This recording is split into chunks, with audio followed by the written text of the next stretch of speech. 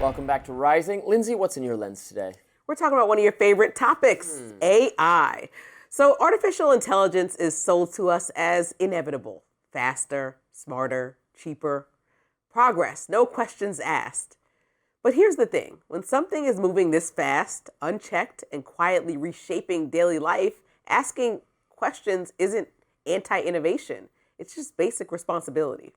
That's why Florida Governor Ron DeSantis is tapping into something real when he warns about AI's unchecked expansion.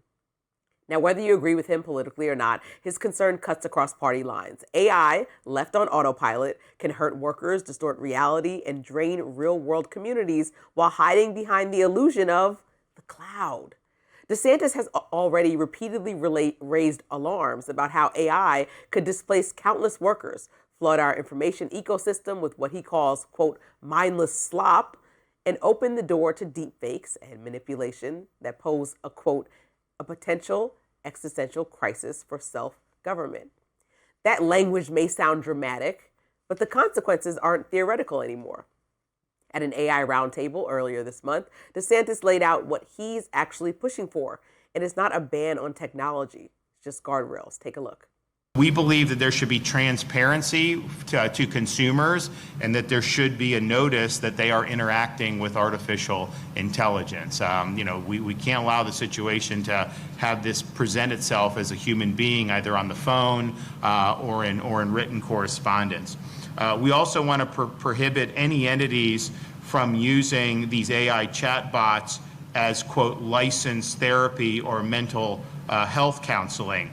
Or imitating a licensed professional. The reality is these are machines. The last line matters. These are machines, not people, not therapists, not trusted professionals.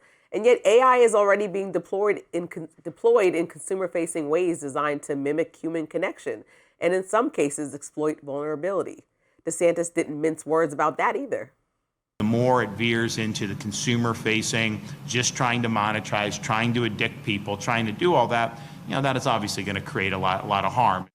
And then there's a bigger philosophical pushback, rejecting the idea that AI is meant to replace us altogether.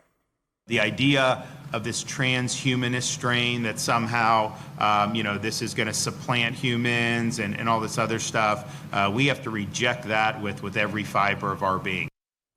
This places the governor in a direct standoff with President Trump and big tech, since the president has embraced the technology and insisted it be managed at the federal level.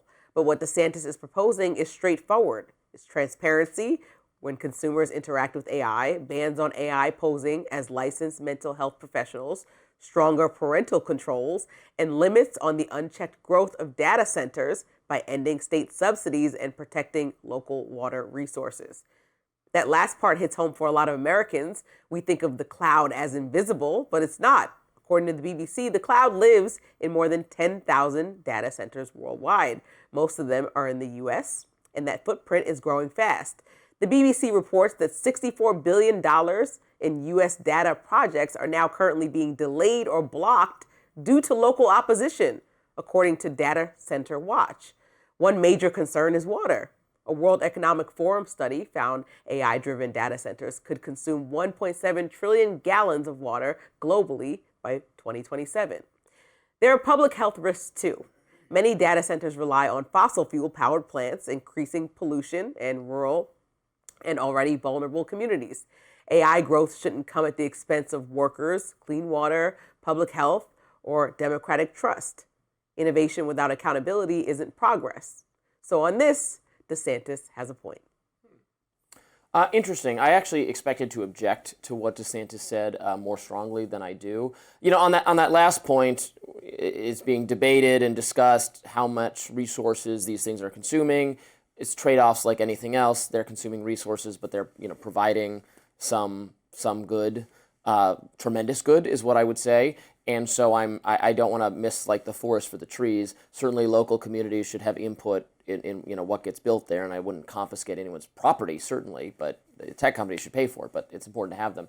Now, on the specific points that Ron DeSantis is raising, so I agree that there could be room, in my view, for even new legislation to prevent fraud and to make sure that AI, when deployed to the consumer, it is obvious that it is AI. No one should be represented falsely as have their identity taken, or you get scammed in some way. You think you're talking to someone, you're not talking to that person, and we might need stronger rules around that. I am on board with that. Okay. That's fine.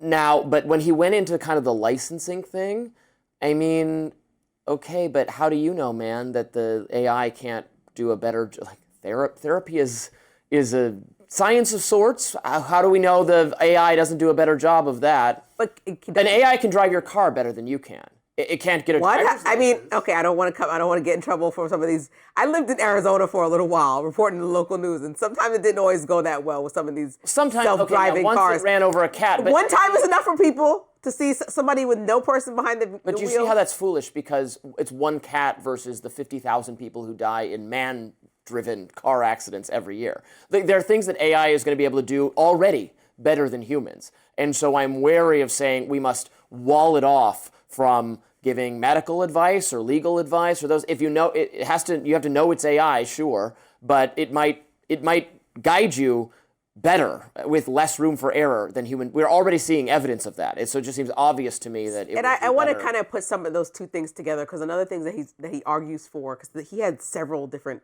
events just in December alone about AI, and he's kind of making this the marker of his last year in office. But he talks about protecting children, and when you talk about AI being used as a therapist or in vulnerable moments, and you're saying maybe it's better than a therapist or a doctor in some cases that give the wrong information, well, then you have to remember that children are also using AI. And when you have people accessing information, and then you have reported cases of parents trying to find answers on why children or people have done things to themselves or had harmful acts done, is because AI was guiding them, like, this is a good next step, or maybe think about this, or they said their last words to AI. Well, this is not a real person. Maybe AI should call for help. Maybe AI should tell somebody that this person is thinking about ending their life. Maybe it should be programmed to do that. But you can't.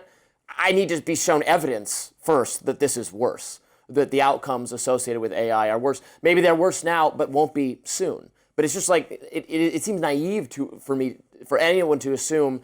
Take the mental health part of it out. That it's just giving. Let's say it's just giving you medical advice. Let's say it's just diagnosing you. Who's to say it's not going to do that better than a human doctor? What do you mean? A doctor that gets better. to see you and then Google. How many times have you Googled your issue? Like, this is me during COVID. I'm coughing. I'm thinking something's wrong with me.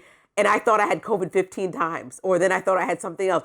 And I go to the doctor. She's like, girl, you have asthma. Right. Because she needed to check. I needed to go to a real licensed professional. And she told me I have asthma. What if we run, to get my asthma what pump. if we run this study and the AI correctly diagnoses your asthma? How? By breathing than the onto my doctor? computer, Robbie? No. What do you mean? The AI is not going to do that. The AI needs to see and be with a real person that can examine your symptoms. Okay, it drives my take car the better swab. than me.